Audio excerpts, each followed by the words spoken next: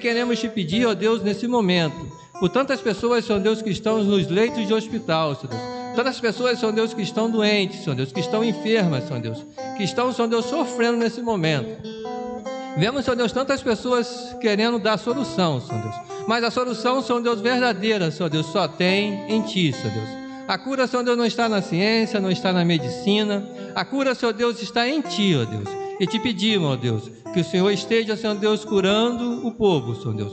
Mas que o povo, Senhor Deus, possa entender que o Senhor é o Rei, e que o Senhor que reina, Senhor Deus, sobre tudo e sobre todos, Senhor Deus. E que o Brasil e o mundo, Senhor Deus, venha reconhecer a Ti como o único e legítimo Rei e Salvador da humanidade. Perdoe os nossos pecados. Esteja, Senhor Deus, com a mensagem que o pastor estará trazendo, Senhor Deus. Não deixe, Senhor Deus, que ele venha falar, Senhor Deus, com a sabedoria dele, mas venha falar, Senhor Deus, com a sabedoria vindo do alto dos céus, para que a mensagem venha de encontro aos nossos corações. E se nós entramos aqui, Senhor Deus, com alguma falha, com alguma coisa, Senhor Deus, que nós precisamos ouvir, que hoje nós venhamos ouvir, para que possamos sair daqui diferente, melhores, transformados pelo Teu Santo Espírito. E se existe alguém que está nos assistindo, ou aqui na igreja, ou em suas casas, através, Senhor Deus, das nossas redes sociais, que ainda não teve, Senhor Deus, um encontro, Senhor Deus, de salvação contigo, que hoje seja dia, Senhor Deus, de salvação nessa casa e nessa família. Essa é a oração que eu te faço, ó Deus, com o perdão dos nossos pecados, no nome do Senhor Jesus Cristo, hoje e sempre. Amém e amém.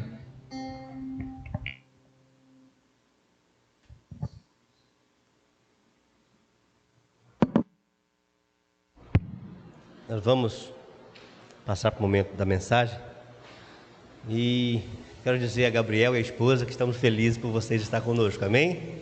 Sejam sempre bem-vindos.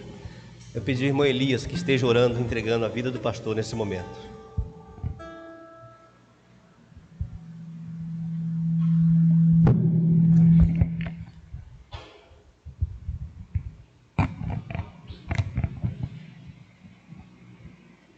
Senhor, muito obrigado, Senhor.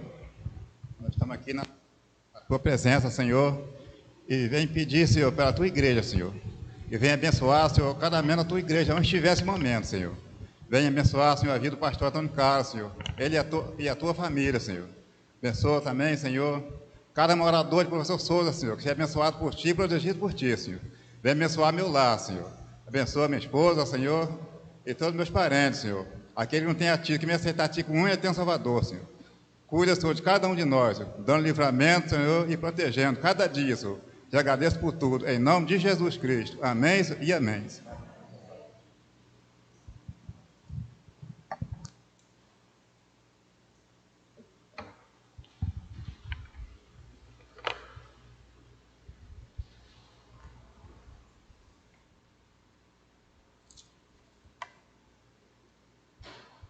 Que a graça e a paz do nosso Deus, aquela que excede todo entendimento, continue sendo derramada em nosso coração, amém?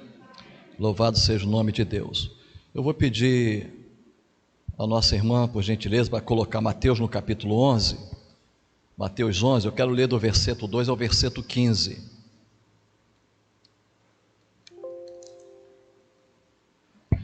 Essa noite eu quero pregar sobre qualidades e defeitos, né? Virtudes e limitações. E para isso eu gostaria de utilizar esse texto de Mateus no capítulo 11, verso 2 ao 15º.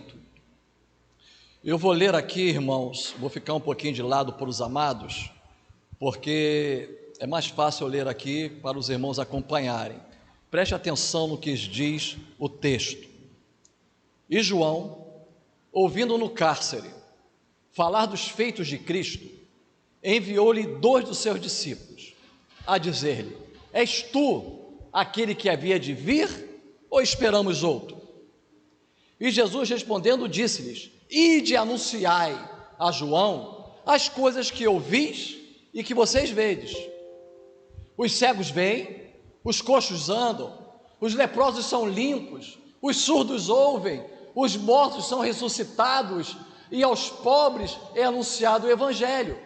E bem-aventurado é aquele que não se escandalizar de mim. E partindo eles, começou Jesus a dizer à multidão, a respeito de João: que foste ver no deserto? Uma cana agitada pelo vento? Sim, que foste ver? Um homem ricamente vestido? Os que trajam ricamente estão nas casas dos reis. Mas então, que foste ver? Um profeta? Sim, vos digo eu, e muito mais do que profeta, porque é este de quem está escrito: eis que diante da tua face envio o meu anjo, que preparará diante de ti o teu caminho.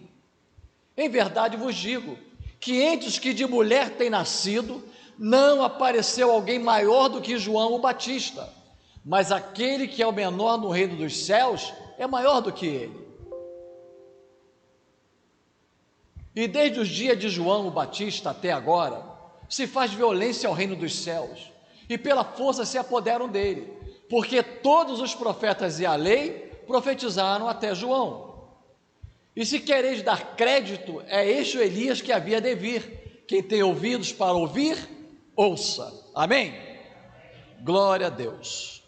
Amados, no nosso dia a dia, existem coisas que nós não podemos esquecer, ou melhor dizendo, há coisas no nosso dia a dia que nós não podemos esconder. Nós não podemos esconder de nós mesmos, nem daqueles que nós convivemos, que são as nossas qualidades, os nossos defeitos, as nossas limitações e as nossas virtudes. Essas coisas nós não podemos esconder de ninguém, porque isso faz parte de cada um de nós. Mas a pergunta é a seguinte: como Jesus, ou como Deus, Ele trata essas nossas virtudes e esses nossos defeitos? Como Deus trata as nossas qualidades e os nossos defeitos? Antes de pegar o texto base, deixe-me esclarecer aos amados rapidamente o que é qualidade. Qualidade são atos, ou pontos da nossa vida que são admirados por nós fazermos a coisa correta, a coisa dentro da moral e da ética, e também com o amor que nós temos para com o nosso próximo. Então isso são qualidades humanas. Defeitos é aquilo que não é correto, é aquilo que deixa uma marca, é aquele momento que nós passamos muitas vezes de crise, o qual nós chamamos de atos falhos. Então, voltando agora para o texto, eu quero que os irmãos acompanhem comigo, porque eu vejo dentro desse texto aí, a respeito da vida de João o Batista, porque o nome dele era João o Batista, porque ele batizava. Então o nome dele não é João Batista, o nome dele é João. Esse foi o nome que Zacarias deu. Ele se chamará João, escreveu na tabuazinha e mostrou, que ele não podia falar. O nome dele é João o Batista, porque batizava. Mas eu vejo aí qualidades e defeitos, ou seja, eu vejo virtudes e vejo também limitações. Limitações essas que eu passo também, limitações essas que muitas vezes você passa também. Mas conforme eu disse, qual é a pergunta? Como Deus trata essas nossas limitações? Vamos adentrar um pouquinho agora dentro do texto que nós lemos. João estava preso lá na fortaleza de Maqueróis, estava preso lá na fortaleza, e lá na fortaleza ele enviou 2 dos seus discípulos até Jesus, com a seguinte pergunta, está lá no verso 3, és tu, coloca para mim o verso 3, és tu aquele que nós esperávamos, ou devemos esperar outro? Diz assim, ele disse, és tu aquele que havia de vir, ou nós devemos esperar outro? Amados, aqui primeiramente o que eu vejo é um momento de crise da existência de João o Batista. Aqui é um momento da sua limitação humana, porque no capítulo 1 de João, o que nós vamos ver? ele dizendo assim: eis aí, apontando para Jesus com toda a autoridade, eis aí o Cordeiro de Deus que tira o pecado do mundo. Ou seja, ele afirmou: eis aí o Cordeiro de Deus. Agora, quando ele estava preso, ele começou então a ter uma crise, e nessa crise ele mandou os seus 2 discípulos perguntarem a Jesus: és tu? Olha só, eu creio, eu posso dar 2 nomes a essa crise aí de João. Pode ser uma crise de incredulidade ou uma crise de fé, os 2 tipos de crise. Só que ele passou por isso, e os discípulos chegaram até onde estava Jesus, e Jesus respondeu da seguinte forma: dá um clique para mim, ide e anunciai o que vocês estão ouvindo, o que vocês estão vendo. Os cegos veem, os coxos andam, os leprosos são limpos, os surdos ouvem, os mortos são ressuscitados, e os pobres é anunciado o Evangelho. Anuncia isso, fala com João, porque João estava preso, irmãos, mas os judeus esperavam o quê? Um Cristo libertador, um Cristo com poderio, que pudesse livrá-los do jugo romano. E João não tinha ouvido e visto aquilo que Jesus Cristo estava fazendo. Então ele entrou em crise, e Jesus então falou com ele: olha, avisa lá João o que vocês estão vendo, o que vocês estão ouvindo, porque é isso que é o reino. Por isso eu sou aquele Cordeiro de Deus que tira o pecado do mundo, como João falou. Defeito, momento de limitação. Só que, conforme eu disse, como é que Deus trata esses nossos momentos, ou esses nossos atos falhos, né? Segundo a psicanálise, esses atos falhos, como Deus trata? Quando nós adentramos no verso 7, coloca para mim, por favor. Olha o que Jesus falou nesse verso 7. Os 2 discípulos de João foram embora. Então ele se virou para quem? Para a multidão que estava ali, e começou a falar com a multidão: olha, o que vocês procuravam lá no deserto? Será que vocês procuravam lá no deserto uma cana agitada pelo vento? Isso é inconstância, isso é vulnerabilidade. Uma cana que é para lá e para cá, levada pelo vento. O que vocês procuravam lá no deserto? Vocês foram ver um homem bem vestido? Isso aí é lá no palácio, na casa dos reis. O que vocês foram ver no deserto? Um profeta? Sim, um profeta. Sabe por quê? Porque de uma mulher, do ventre de uma mulher, nunca nascerá um igual a João. Ou seja, como é que Deus tratou, como é que Jesus tratou esse ato falho de João na sua crise? Ele não condenou, ele não virou para a multidão e começou a questionar João, dizendo: viu, aquele que falou isso de mim, agora olha como ele age. Ele não falou nada disso, porque Deus viu em João qualidades maiores que os defeitos dele. Amados, parem para pensar. Se nós formos julgados pelo momento que nós vivemos, por aquele momento de crise que nós passamos, se nós formos julgados só por isso, toda a nossa vida, ou ministerial, ou espiritual, toda a nossa vida não valeria a pena. Então Deus, quando trata conosco, Ele não trata apenas vendo aquele ato falho que nós fizemos, mas Ele vê toda a nossa carreira. Amém? Não foi isso que Ele fez com Pedro? Pedro negou Jesus. Aí o que Jesus Cristo fez?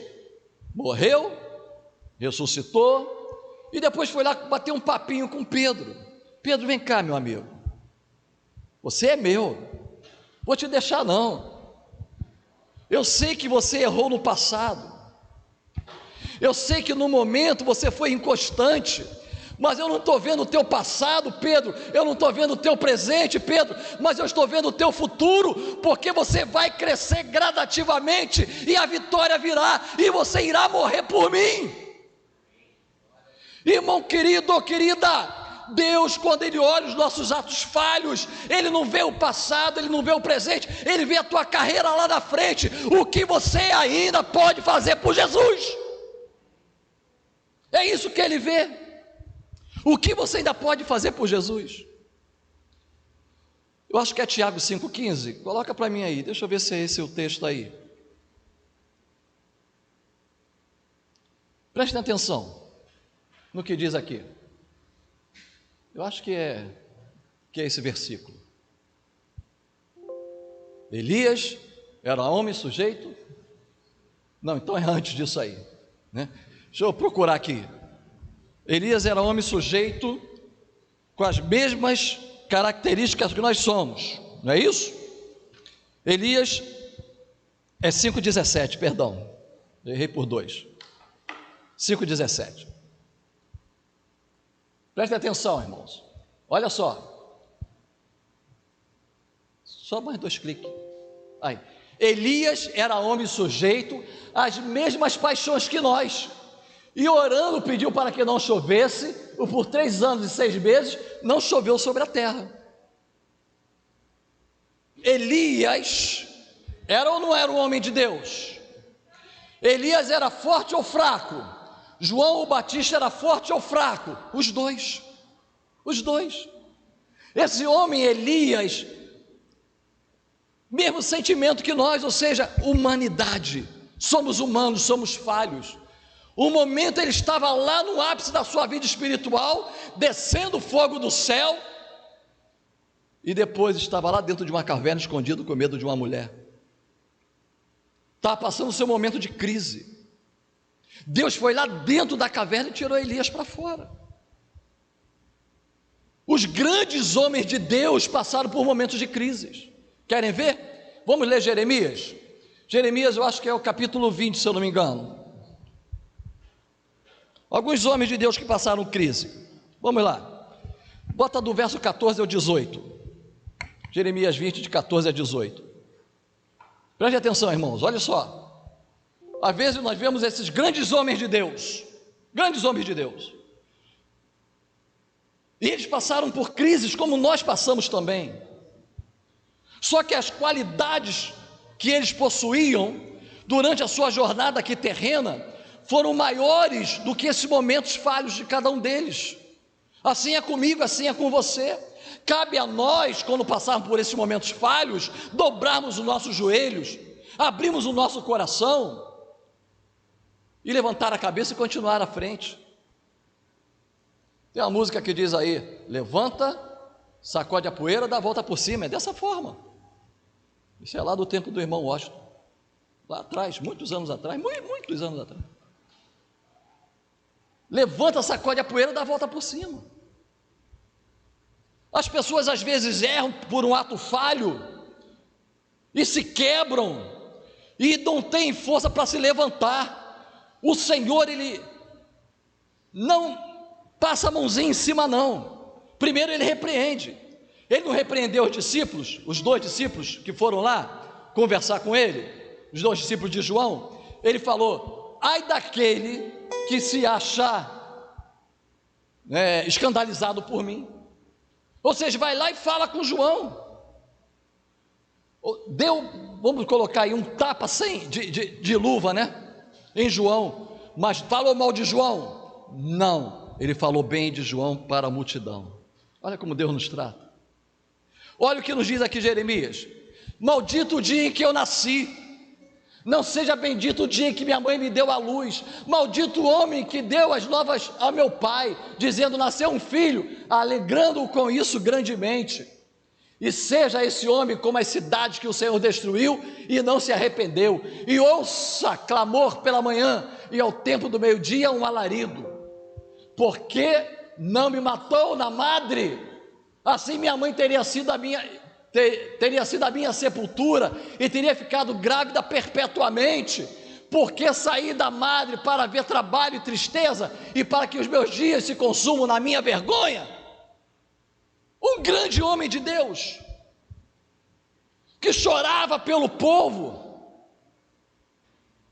Chegou o seu momento de crise, quando ele pregava, todos riam, todos debochavam. E ele teve essa crise existencial na sua vida. Mas ele foi honrado por Deus. Ele foi honrado pelo Senhor. Vamos para um outro, né? Nós falamos de Elias, nós falamos de Jeremias, o próprio apóstolo Paulo. Coloca para mim aí, por favor, 2 Coríntios 1:8. 2 Coríntios 1:8.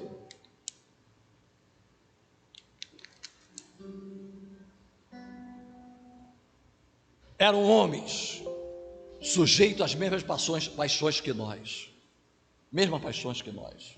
Diz assim: porque não queremos, irmãos, que ignoreis a tribulação que nos sobreveio na Ásia, pois que fomos sobremaneira agravados mais do que podíamos suportar, de modo tal que até da vida desesperamos.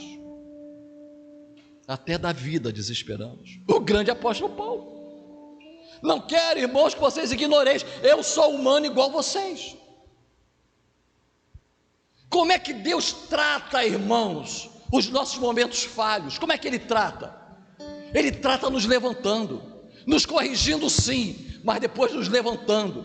Quando nós paramos lá em Apocalipse, no capítulo 2, quando ele fala da igreja de Éfeso, ele diz, né? Eu tenho contra ti que deixaste o primeiro amor. Tenho contra ti que deixaste o primeiro amor. Mas ele também diz virtudes desta igreja. Ele enaltece a igreja.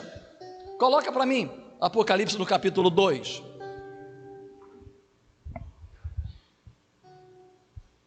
Acho que é a partir do verso 2, né?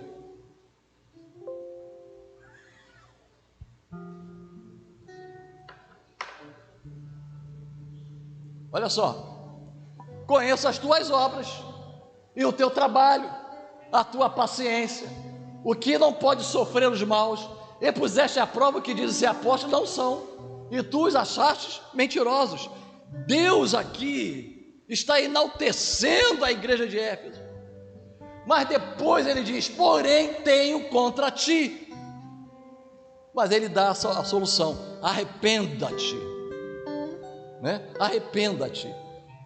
Quando nós caímos, irmãos, ou quando nós passamos por esse momento de dificuldade da nossa vida, o que nós temos é que ser restaurado pelo Senhor, não ficar prostrados, mas precisamos ser restaurados. Ainda em Apocalipse, agora eu acho que é no capítulo 12, ali diz que o grande acusador dos irmãos desceu do céu. Está falando de Satanás. Quem é que nos acusa perante Deus? Satanás. Satanás é um grande acusador, e o que acontece é que muitos cristãos, preste atenção, irmãos, até você que está me vendo, muitos cristãos estão vivendo um evangelho debaixo da acusação de Satanás, e deixam de desfrutar a liberdade que há no amor de Jesus, na graça salvadora do Senhor, porque muitos vivem o evangelho, mas o evangelho como é que eu vou dizer, um evangelho cheio de preconceitos, um evangelho em que se você errou, você não tem mais o direito de se colocar de pé, quando a palavra de Deus nos diz, orai e vigiai, para que ninguém entre em tentação, aquele que está de pé, olhe para quê? Não caia. E ele dá duas palavras importantes. Uma palavra é aquela que está lá em 1 João, quando fala assim, filhinhos, eu vos escrevo para que não erreis, olha só, para que nós não tenhamos atos falhos, mas se vocês errarem, lembre-se que vocês têm o quê? Um advogado, só precisa de advogado quem é acusado, certo ou errado? E quem é que nos acusa? Satanás. Satanás é que nos acusa. E o que nós temos que fazer então? É lembrar que o acusador da nossa vida, sempre está apontando para nós, para nos acusar, e o Senhor está sempre pronto para dizer: vinde a mim, todos vós que estáis sendo acusados, oprimidos, tomai sobre vós o meu jugo, e aprendei de mim, que sou manso e humilde de coração. Vinde a mim todos vocês, vidas restauradas. Então, irmão, a minha palavra nesta noite, para encerrar ela, é a seguinte: Deus vê em nós qualidades maiores que os nossos defeitos, por isso Ele sempre nos louva, e Ele não fica olhando o nosso presente, Ele nos corrige, porque Ele sabe o nosso futuro qual é. Periorando ou terminando a mensagem da conclusão, em 1 Reis nós vamos ver que diz o seguinte: Davi, meu servo, sempre fez tudo quanto agradava ao Senhor, menos na morte de Urias. Ou seja, o que nos diz lá? Querem ver o texto? Deixa eu citar o texto para os irmãos, que fica melhor para os irmãos entenderem. 1 Reis 15:5. 1 Reis, capítulo 15, o versículo de número 5. Prestem atenção. Davi foi chamado o homem segundo o coração de Deus. 1 Reis, foi 1 Reis que eu falei? 15:5. Diz assim a palavra do amado. Não é isso aí não, falei o quê? 1 Reis 15:5? Ali está 5:15. Não, foi um ato falho, mas Deus perdoa. Ela é de Jesus, lindona de Jesus. Aí, porquanto, prestem atenção, porquanto Davi tinha feito o que era reto aos olhos do Senhor, e não se tinha desviado de tudo quanto lhe ordenara em todos os dias da sua vida, senão só no negócio de Urias, o heteu. Ou seja, Davi era um homem sanguinário, Davi foi homicida, Davi foi adúltero, mas a Bíblia nos diz que esses atos falhos de Davi foi levado até o Senhor. Quando corrigiu, o Senhor o corrigiu, e ao corrigi-lo depois, o seu coração se retornou a Ele, a ponto dele falar: Senhor, sonda o meu coração, vê se há em mim algum caminho mau. Quais são os nossos atos falhos, irmãos? Quais são as crises que nós passamos? Talvez você que esteja aí ao alcance da minha voz, você esteja fora da presença de Deus, fora dos caminhos do Senhor. Talvez você já tenha até pertencido a uma igreja evangélica, e devido a um ato falho que você teve, você foi tratado de uma forma totalmente errada. Eu quero dizer para você que o diabo, o acusador meu e seu, dos nossos irmãos, ele já está derrotado pelo sangue de Cristo.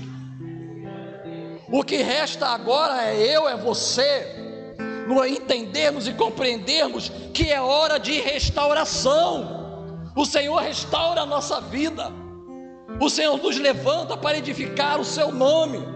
O nosso altar que estava derrubado, o Senhor está levantando para que nós sejamos sacrifício vivo no altar dele.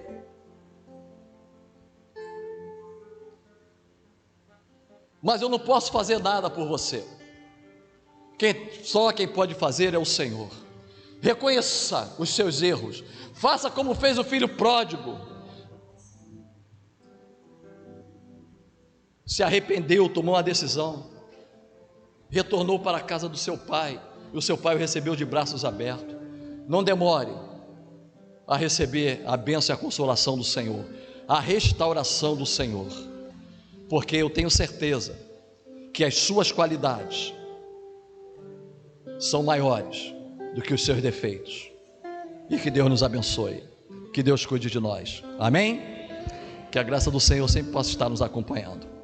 Alguém vai louvar? Hoje não tem hino. Ah, tem? Vamos lá. Eles sempre me surpreendem com um hino.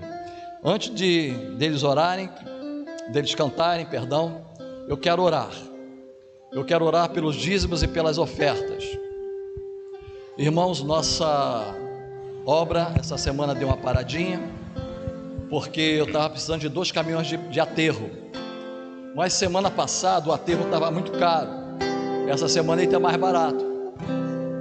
Então nós estaremos recebendo 2 caminhões de aterro essa semana aqui, né? Então ore para que nós possamos continuar a obra aqui da igreja, tá bom? Eu quero orar neste momento. A você que trouxe seu dízimo, suas ofertas, após o término do culto, poderá colocar ali no gasofilácio na saída. Irmão Robson, o irmão já deu um prazo para a entrega das nossas ofertas de missões? Não, mas vai ser falado, né? Começou hoje, então a gente tem até o mês de abril todo, né? Isso. Eu quero orar. Meu Deus, muito obrigado pelos dízimos e ofertas. Obrigado, Deus, porque Tu tens abençoado o Teu povo. Mas também quero Te rogar, Senhor, por aqueles que não podem ofertar, porque não tem como trabalhar. Abra uma porta de emprego, Senhor. Abra uma porta de emprego. E muito obrigado pelos Teus servos que contribuíram. Fique conosco. Nos dê uma semana abençoada e abençoadora. Que o Teu reino cresça em nós e por nós. Essa é a nossa oração em nome de Cristo Jesus. E que juntos possamos dizer amém. Glória a Deus, louvado seja o nome do Senhor. Logo após este cântico, esse pós-lúdio, nós estamos encerrados. A todos uma ótima semana com Jesus. Cria em mim, ó Deus, um coração puro.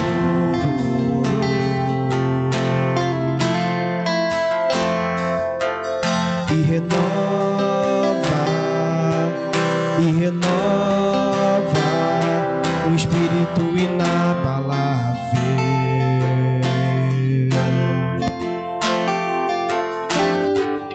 Não retire de nós o Teu espírito.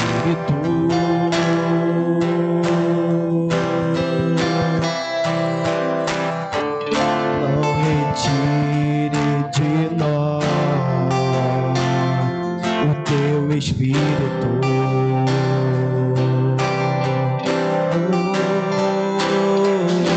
e quero aprender com os meus erros e não mais cometê-los. Sei que não vai ser tão fácil, mais difícil é continuar no erro e viver o mesmo desespero e ficar pra trás.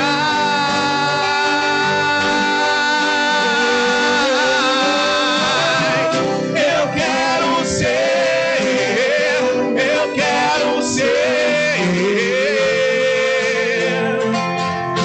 o homem segundo o coração de Deus. Eu quero ser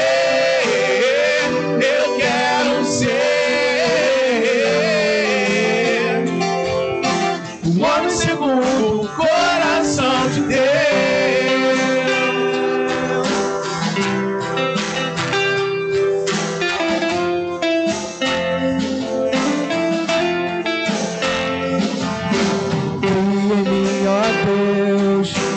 Cria em mim, ó Deus, um coração puro.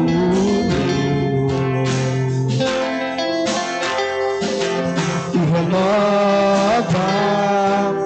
renova o espírito inabalável.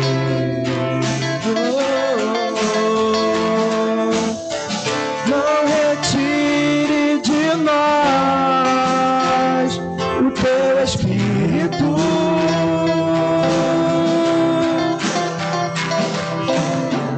Não retire de nós o Teu espírito.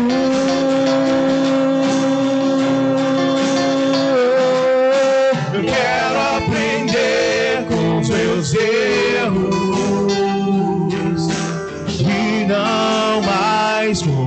prometê-lo. Sei que não vai ser tão fácil, mais difícil é continuar no erro e viver o mesmo desespero e ficar pra trás.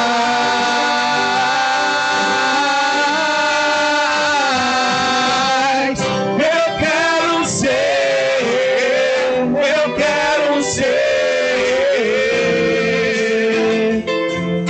um homem segundo o coração de Deus.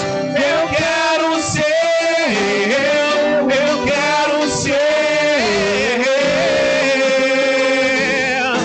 um homem segundo o coração de Deus. Eu quero ser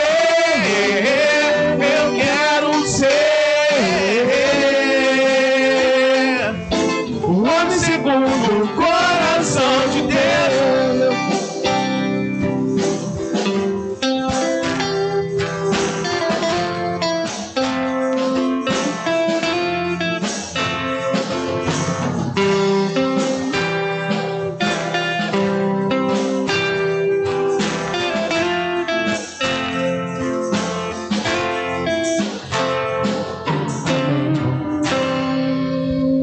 Tenham todos uma boa semana. Amém? Fique com Deus.